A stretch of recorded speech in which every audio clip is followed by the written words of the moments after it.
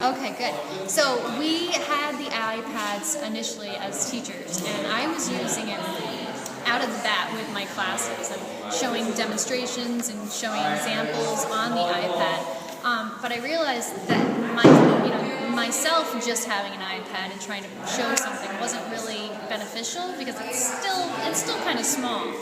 But when I was able to have the class set of iPads last spring or last winter, it was really nice because each of the students could see their drawings or see exactly what I was looking at and hold it in front of them, and then could go further with it. They could research more into it. They could examine the image a little bit better. And so I thought that was very beneficial. This term, we have been really using the iPads as a tool, not necessarily to create art, but in the process of creating artwork. So whether students are referencing an image that they found online, or if it's one that they took with the iPad, they're able to put it on there. They can manipulate it. They can draw a grid on top of it so that they can enlarge the image. They can zoom in to see better details, and they can listen to music.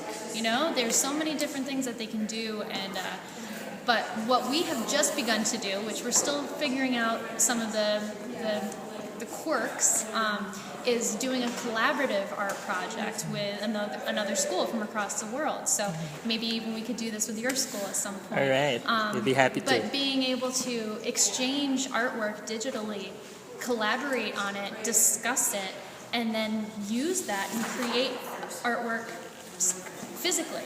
So we could go from something digital and use the iPad as a digital planner, and then recreate something three-dimensional. All right, Yeah. very good. So how have you been with, comparing notes with other teachers? Mm-hmm. I heard that it's not the same case with other teachers and with other classes. Yeah. So Yeah, what's your take on that? I think that there's people who love it, there's people who hate it, and then there's some people who are like, I just haven't really gotten into it yet, but I'm not opposed to it. And I don't think, if our school does become a purely one-to-one program, not every teacher is ever going to use it, and nor do I think every teacher should use it. But it's kind of the responsibility of the teacher and the student to find out what works, and to not limit what we can do in the classroom. And and it's just the way our world is developing. Technology is just so intrinsic to the educational process at this point that we need to find new ways of integrating it. All these kids, they know how to use these tools, and so we need to find a way to utilize them to further our education for their development. All right. How about smartphones? Smartphones, yeah.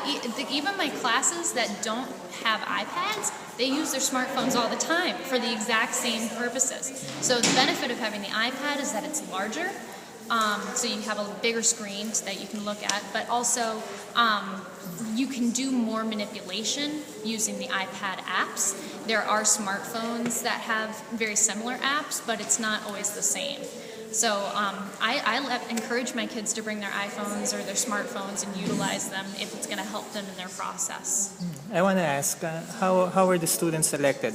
How do you determine which students get their iPads, and then I understand they have to pass it on to another set of students next term? Yeah, so I asked to have a classroom set for one of my classes, and I decided to have it for this class because it was a mixture of my drawing students and my painting students. So I thought that because this class is a combination, I might be able to see what the kids could come and use it for in two different areas. So it was purely random. They had no idea they were getting them at the beginning of the class, and I think it was kind of exciting for them. So some of them had never used an iPad before. Jamil's nodding. He thinks it was pretty cool. Yeah, it was pretty exciting. So, and it's been mixed. Not everything has worked the way we wanted it to. We're starting this new project today, and we have little tweaks to make. Not every app works properly. You have to reset it. And so there's things that we're still trying to figure out and to develop. But for the most part, it's just another tool that we can use that I think it could be really beneficial. We just need to master it a little bit further. Mm-hmm. So I'm looking at that sign on the wall. Yeah. I heard it in the conference over and over again. Oh, I was in really? the iPad conference this past 3 days over there in Boston. That's the main reason why I'm here, by the Oh, way. good.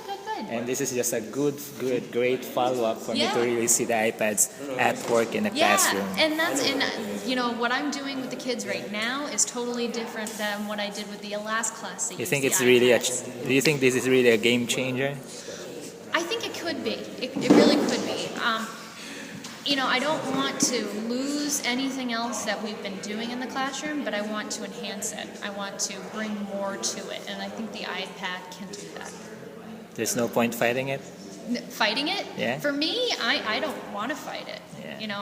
I really have embraced it, and I think that if people are fighting it, they're wasting their time because technology is just becoming so immersed into everything else that we do. The kids carry around their phones with them every second of the day.